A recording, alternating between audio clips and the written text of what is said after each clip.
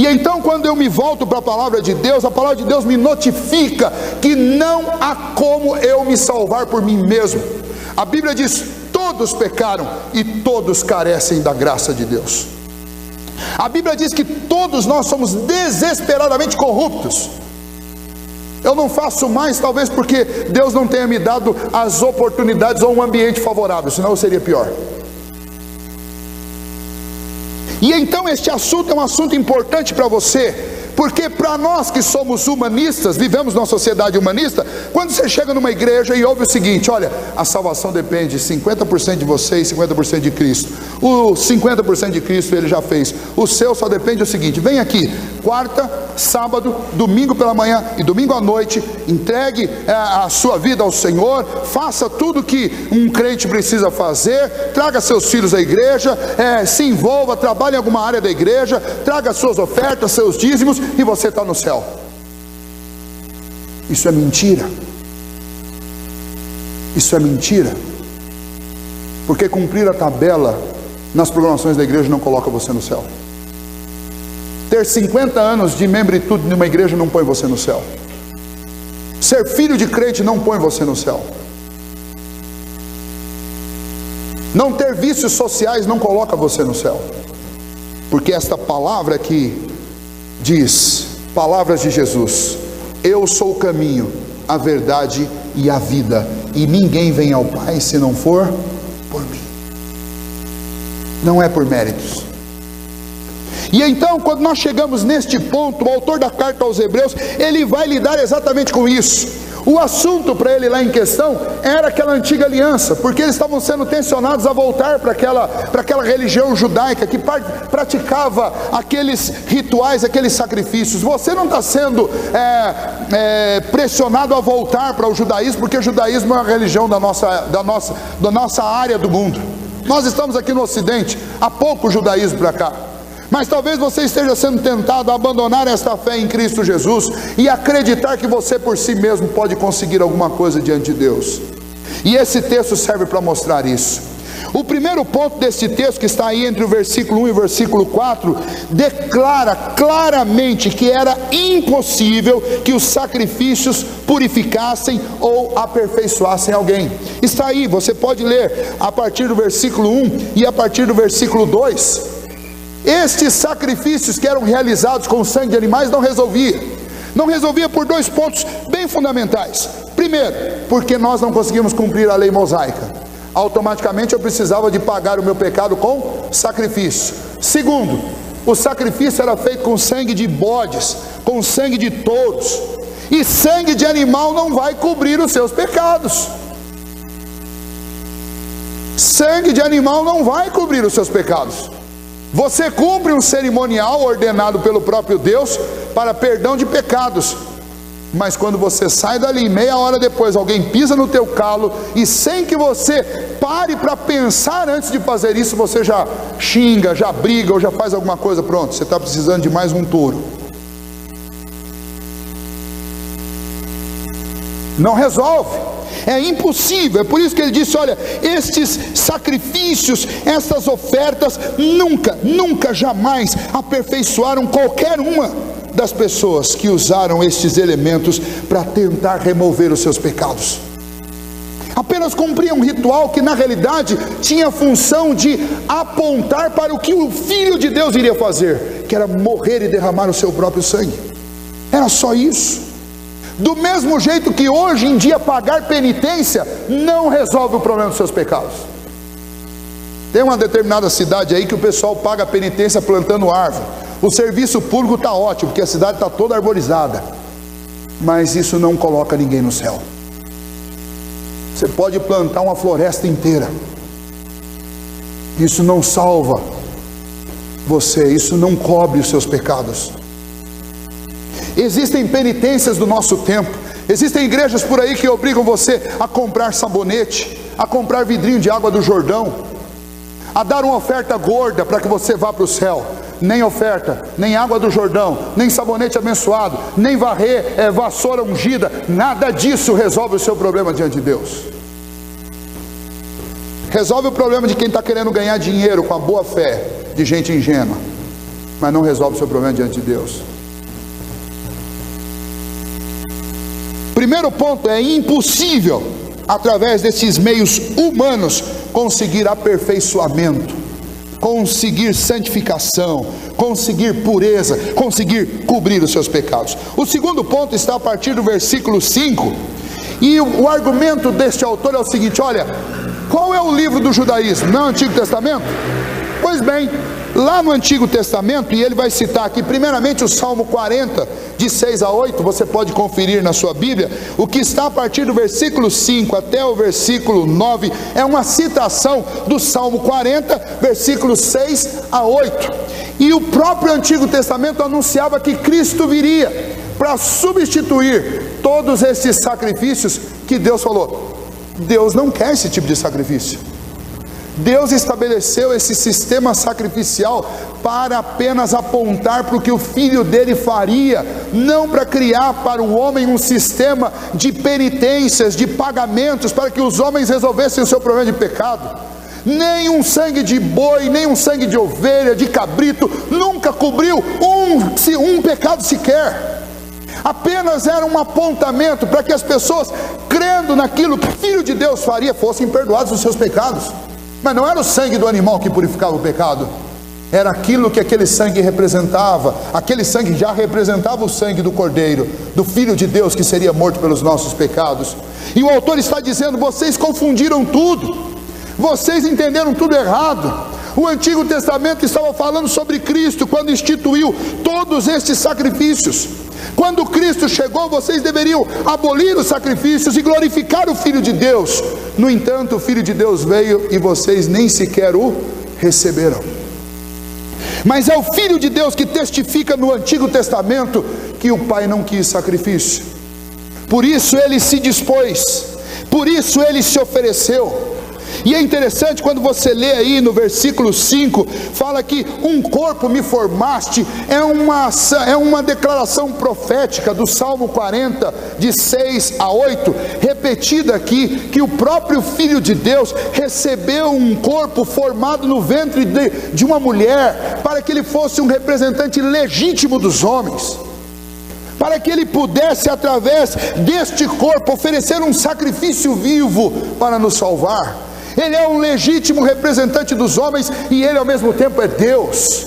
Este salmo é profundo e nós podemos passar horas aqui falando, e vocês sabem que eu consigo fazer isso, horas falando sobre esse assunto. Mas nem é necessário, também a clareza do que está sendo dito aqui. É um apontamento de Cristo, e o próprio Antigo Testamento já fazia isso. Nós estamos vivendo uma época em que existem muitas denominações por aí que dizem que a validade continua sendo única e exclusiva do Antigo Testamento, e simplesmente não querem saber de nada que está nas páginas do Novo. Pois bem, faça isso e você continuará com Cristo presente em todas as páginas do Antigo Testamento, porque Cristo está lá, apontado em cada uma das páginas do Antigo Testamento, tipificado através de imagens, através de leis, através de cerimônias. E o que este autor está dizendo para aqueles irmãos que estavam tentados a abandonar o cristianismo e voltar para o judaísmo, ele está dizendo: vocês estão indo para o berço do cristianismo. O judaísmo e as páginas do Antigo Testamento é o berço do Evangelho. Todo o Evangelho já estava anunciado lá. Estava de forma condensada, estava em forma de apontamentos, mas ele já estava presente. E você precisa saber disso, porque possivelmente, se isso não aconteceu, ainda vão chegar para você para querer te falar sobre estas coisas. Em terceiro lugar, quando nós olhamos para esse texto, nós encontramos, a partir do versículo 9, nós encontramos um terceiro argumento. O argumento é a comparação que ele faz entre o sacrifício do sacerdote e o sacrifício de Jesus. O sacrifício do sacerdote era tão ineficaz que, primeiramente, o sacerdote, eu já falei isso aqui, vou falar rapidinho agora, ele tinha que entrar no lugar de sacrifício e oferecer primeiro o sacrifício por ele próprio, porque ele também era pecador. Depois ele oferecia pelo povo. Mas quantas vezes ele fazia isso? Ele fazia quantas vezes fosse necessário. E o ponto do autor é o seguinte: olha, se um sacrifício por pecados fosse realmente eficaz, O sujeito tinha que sair dali com a consciência tranquila e nunca mais se lembrar dos pecados. Mas o sujeito saía do momento de sacrifício com o mesmo peso do pecado no coração e na mente dele.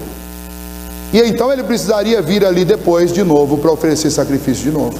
E ele sempre saía com um coração aflito, pesado e cansado. E ele jamais se esquecia dos seus pecados. E então o autor está dizendo: que valor tem esse sistema sacrificial que não te faz sentir aliviado, que não cobre os teus pecados, que faz com que você tenha que voltar semanalmente lá para se sentir aliviado? E eu faço essa mesma pergunta para você nessa noite: que valor tem uma fé que te faz sempre sentir medo de ir para o inferno?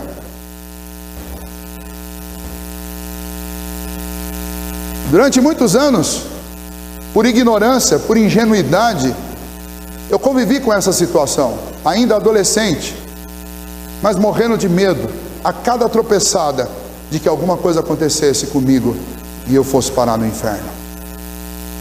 Qual o valor de uma religião e de uma fé que não te dá um mínimo de segurança? É isso que o autor está fazendo aqui. Vocês querem voltar para o judaísmo? Vocês querem voltar para aquela situação em que vocês ofereciam um sacrifício e voltavam para casa, e quando chegavam em casa vocês sabiam que até por uma questão econômica vocês só poderiam voltar lá oferecer uma ovelha, um cabrito ou um boi no mês que vem ou no ano que vem, e até lá vocês tinham que torcer para o Senhor não decidir dar cabo da sua vida, porque se desse cabo você estaria em pecado e você iria para o inferno. É isso que você quer? Porque a maioria das religiões hoje ensinam esse tipo de coisa. Eu ouvi na minha adolescência, na minha infância, coisas do tipo: se Jesus voltar na quarta-feira e você não estiver aqui na igreja, se Jesus voltar na hora do culto, quem estiver na igreja vai, quem estiver em casa, especialmente se estiver vendo novela, vai ficar. Sabe qual era o resultado? Igreja lotada toda quarta-feira. A igreja deveria sim estar lotada na quarta-feira, mas pela nossa convicção de que eu devo viver para a glória de Deus, eu preciso conhecê-lo cada vez mais. Não por gente com medo de ir para o inferno. Porque se a sua religião te mantém firme dentro dela por medo de ir para o inferno, essa religião não é bíblica e ela não é evangélica. Ela é qualquer outra coisa, mas ela não é bíblica e nem evangélica. Porque não é isso que a Bíblia ensina. Por fim, ele vai fazer a comparação, e aí o segundo exemplo que ele dá, a partir aí do versículo 11, é o exemplo de Cristo. Ele fala, olha, versículo 12: Jesus, porém, tendo oferecido para sempre um único sacrifício pelos pecados, assentou-se à destra de Deus, aguardando daí em diante até que os seus inimigos sejam postos por estrado dos seus pés, porque com uma única oferta aperfeiçoou para sempre quantos estão sendo santificados. Olha que coisa gloriosa! Cristo veio aqui e pagou com uma oferta dele por todos os nossos pecados. Ou seja, objetivamente Deus me aperfeiçoou. Lá na glória o meu nome está perfeito e perfeitamente limpo. Aqui no tempo eu estou dentro de um processo que o autor chama de um processo de santificação. Ou seja, aqui no tempo Deus está trabalhando através do seu Santo Espírito todos os dias da minha vida. Aqui no tempo Deus está trabalhando através da igreja, no meu caráter, na minha vida, para que eu amadureça e para que eu cresça. Mas lá na glória, esta obra já está encerrada. E então eu, como um cristão, como eu caminho aqui? Eu caminho com muita alegria e com muito júbilo no coração, porque eu sei que a cada dia que passa está mais próximo o dia em que eu serei glorificado, em que eu serei perfeito. Eu caminho com tranquilidade, porque eu sei que nada pode me tirar desse processo. O Senhor Jesus, orando e falando com o seu Pai, lá no Evangelho de João, capítulo 17, fala ao Pai que estas ovelhas que são dele, estas que o Pai lhe deu, nenhuma pode ser arrancada de sua mão. Antes, no capítulo 10 do Evangelho de João, ele diz: eu conheço as minhas ovelhas pelo nome, elas me conhecem, elas conhecem a minha voz, eu conheço a voz delas, e ninguém pode tirá-las de mim. Eu caminho com segurança para a glória, sabe por quê? Não é porque eu sou melhor do que ninguém, não é porque eu tenho alguma coisa que os outros não têm, mas é porque o Senhor me tem firme nas mãos dele. Não sou eu que seguro nas mãos de Jesus, como tem umas músicas que cantam aí, segura na mão de Deus. Não sou eu que seguro na mão de Deus, não. É Deus que segura a minha vida. É Ele que me sustenta. Se Ele largar, eu morro. Se Ele largar, a minha vida acaba. É isso que esse texto ensina. Jesus Cristo ofereceu um sacrifício de uma vez por todas, por mim e por você. Ele subiu aos céus, assentou à direita do seu Pai e está aguardando até que todos os inimigos sejam colocados debaixo dos seus pés. A obra dele foi completada. Por isso que ele disse, nós ouvimos aqui há uma semana, por isso que ele diz, está consumado. Ele completou, ele pagou, ele anulou a dívida, a cédula que havia, a promissória que havia contra a minha vida, foi paga por Cristo. Foi concluído, foi terminado. Ah, pastor, mas olha, tem tanta confusão na minha cabeça ainda, tem tanto pecado, tem tanta coisa. Eu sei que tem, todos nós temos. E Deus vai trabalhando em cada um de nós numa velocidade diferente, porque Ele sabe o que é melhor para cada um de nós. Mas uma coisa é certa, meu irmão, por causa da obra de Cristo Jesus, eu tenho certeza que essa obra vai ser concluída. Eu não preciso ficar com medo. Se eu tiver que faltar numa quarta-feira, eu não preciso ter medo, não, porque eu não vou para o inferno por causa disso, porque o que foi pago pela minha vida foi o sangue do Filho de Deus. E Deus não é menino, não é moleque, não é homem para ficar mudando de ideia toda hora como a gente faz. O que Deus decidiu antes da fundação do mundo está decidido e ponto final. Todos os nossos dias foram escritos e determinados por Deus.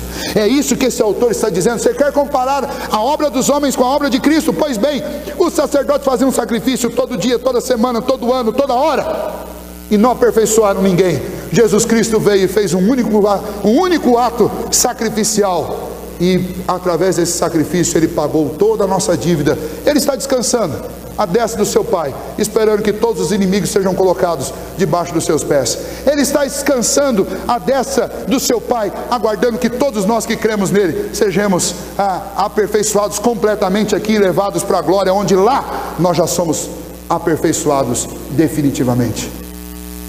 É por isso que você não pode entrar nesse sistema de compra do céu. Você não pode entrar nesse sistema humanista, onde esta glória está dividida entre homem e Deus, porque isso não existe. Deus não divide sua glória com ninguém. A obra da redenção é dele, a sua salvação pertence a Cristo. Quem pagou o preço foi Cristo. Nós somos salvos por sua glória, por sua graça.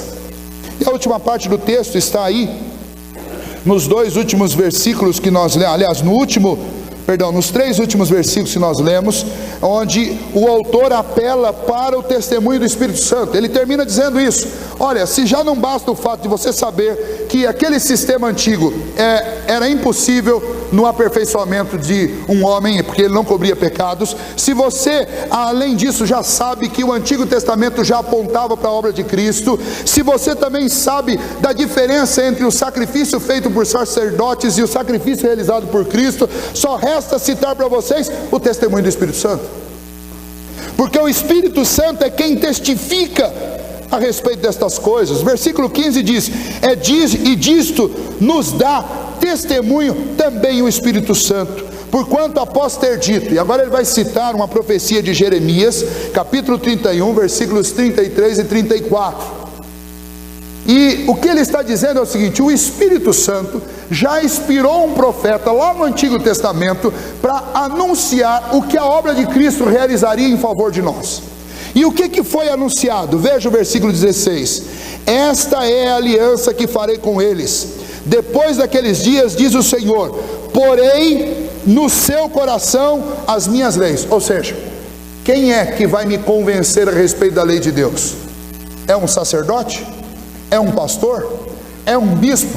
É uma denominação? É uma religião? Não. Quem vai me convencer a respeito da lei de Deus e colocá-la dentro do meu coração? É o Espírito Santo de Deus. Não é o homem que busca a Deus, não é o homem que se convence a respeito de Deus, é o Espírito Santo de Deus que convence o homem. É por isso que quando você lê lá em Efésios capítulo 2, o apóstolo Paulo diz que a fé é dom de Deus, não é de homens e não é resultado de obras para que ninguém se glorie, é obra de Deus. É o que está sendo dito aqui também. Jeremias, inspirado pelo Espírito Santo de Deus, já disse isso. Quem é que crê? Quem crê é aquele em quem o Senhor coloca o seu Santo Espírito, e o Santo Espírito de Deus produz fé no coração do homem. A coisa é muito mais profunda. Não são os homens que buscam a Deus, sempre foi Deus que buscou os homens. Antigo Testamento, Novo Testamento, tanto faz, a obra é a mesma e o ensino é o mesmo, tanto lá quanto aqui. Mas continua: porém no seu coração as minhas leis, e sobre a sua mente as inscreverei. Quem convence o homem do pecado, da justiça e do juízo? Segundo Jeremias, é o Espírito Santo de Deus. Segundo o Evangelho de João e as próprias palavras do Senhor Jesus, quem convence o homem do pecado, da justiça e do juízo é o testemunho do Espírito Santo. Quem nos convence que a salvação é por meio da obra de Cristo Jesus, não é um pastor, não é um presbítero, não é uma denominação, não é um livro de teologia. Quem me convence a respeito disso é o Espírito Santo de Deus. Eu posso pregar isso aqui 1000 vezes, se o Espírito Santo não te convencer, eu não vou conseguir fazer isso. Versículo 17, acrescenta: também de nenhum modo me lembrarei dos seus pecados e das suas iniquidades para sempre. Esta é uma das declarações mais lindas de toda a Bíblia. É o Senhor dizendo que através desta nova aliança, que é a aliança que temos em Cristo Jesus, que nós vamos relembrar aqui daqui a pouco, o Senhor jamais voltará a se lembrar de nenhum dos nossos pecados. Eu ouvi uma pregação ainda quando eu era muito jovem, eu acho que ainda era uma criança, não era nem adolescente ainda, em que um pastor descrevia como seria o juízo final, e ele estava falando com crentes, e ele afirmava que Deus ia colocar cada um de nós sentado num banquinho, e ia passar um filme da nossa vida, e eu ainda não era nem adolescente, mas já estava morrendo de vergonha do filme. Eu falava: meu Deus do céu, eu vou sentir vergonha de mim mesmo, eu vou sentir vergonha de Deus, e se tiver uma multidão inumerável junto comigo assistindo esse negócio?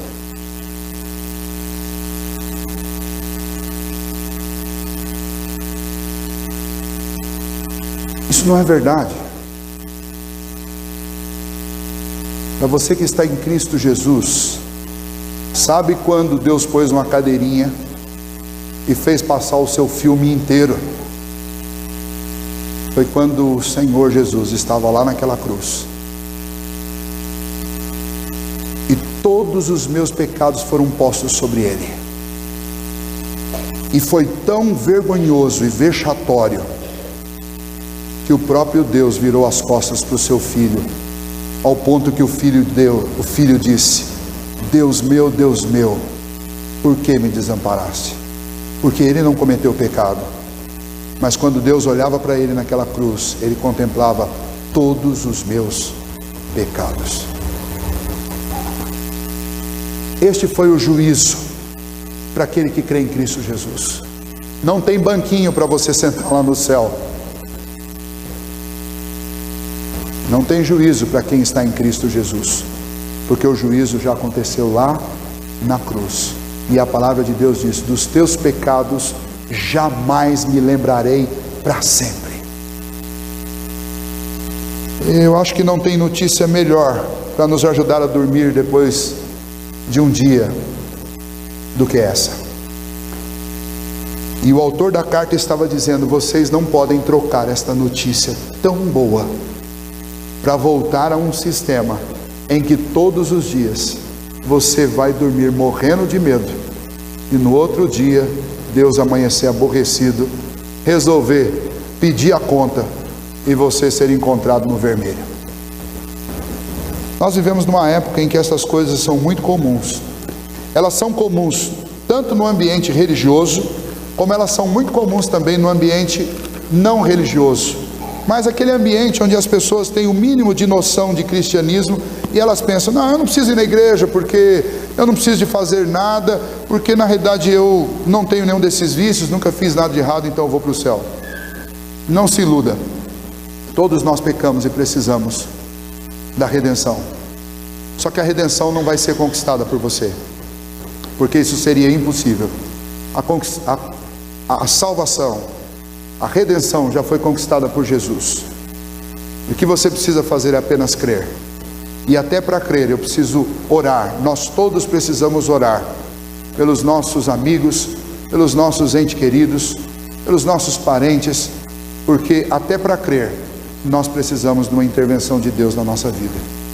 O que me deixa muito animado quando eu vejo alguém que não é crente dentro de uma igreja, porque de nenhuma outra maneira você estaria aqui, a não ser que o Espírito Santo já esteja mexendo com o seu coração.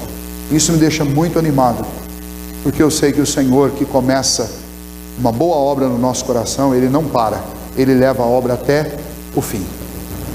E eu gostaria que nessa segurança nós orássemos nesse momento, tanto no que diz respeito à nossa vida, para que a gente continue a confiar inteiramente na obra de Cristo, e também pela vida daqueles nossos queridos que ainda não foram trazidos pelo Espírito Santo, não foram convencidos por Ele, e não sentiram ainda esta paz e essa segurança que nós temos com Deus através do Evangelho, para que o Senhor convença os seus corações, para que o Espírito Santo invada os seus corações, quebrante-os e os convença a respeito destas verdades. Se alguém está aqui nesta noite e ainda não tem convicção disso, a minha oração, a nossa oração é por você, para que o Espírito Santo quebrante o seu coração, porque não existe nenhum outro caminho possível para que a sua alma seja salva, a não ser por meio de Cristo Jesus. Feche os seus olhos, eu quero orar. Senhor, nos ajude, ó Pai, para que estas verdades que são elementares dentro da Tua Palavra, elas se tornem uma convicção no coração de cada um de nós aqui, para que nós vivamos, ó Deus, em paz com o Senhor, mediante a fé em Cristo Jesus, para que nós vivamos em paz com o nosso próprio coração, sem nos entregarmos à ansiedade ou ao medo do futuro, por termos a certeza de que o futuro nosso foi escrito pelo Senhor, está nas Tuas mãos, e é o Senhor quem nos sustentará, como nos sustentou até aqui. Minha oração a Deus é que o Senhor conceda fé àqueles que ainda não creem, para que eles possam também desfrutar desta certeza e desta promessa gloriosa do Senhor, que dos nossos pecados o Senhor não vai se lembrar mais, porque todos eles foram pagos pelo Teu Filho Jesus, lá na cruz. E quando a nossa vida aqui acabar, ouviremos esta frase ditosa, que o Teu Filho Jesus disse, que pronunciaria a respeito daqueles que creem nele: vinde benditos de meu Pai, para o descanso que vos está preparado desde a fundação do mundo. Ó Deus, que nós tenhamos todos, ó Pai, este grande privilégio pela Tua graça. Tira de nós, ó Deus, qualquer arrogância e presunção de achar que são as nossas obras que nos garantem diante do Senhor. Ajude-nos sempre a lembrar que são as obras do Teu Filho Jesus, e que isso nos torne humildes, ó Deus, mas também confiantes sempre e seguros a respeito do nosso futuro, porque ele está nas mãos do Senhor, e o Senhor nunca frustrou e nunca frustrará nenhum daqueles que em Ti confiam. Que assim, ó Deus, nós vivamos em paz, e que o Senhor nos guarde das ciladas que existem por aí, ó Deus, que pegam aqueles que são desavisados, tentando-os, ó Deus, se fazer com que se sintam donos desta obra, quando na realidade nós não somos. Nós somos sim beneficiados com ela, de forma graciosa, porque o Senhor não cobrou nada de nós. Tudo foi cobrado e foi pago pelo Teu Filho Jesus. Ó Deus, Te agradecemos por isto, em nome de Cristo, nosso Salvador e Senhor. Amém.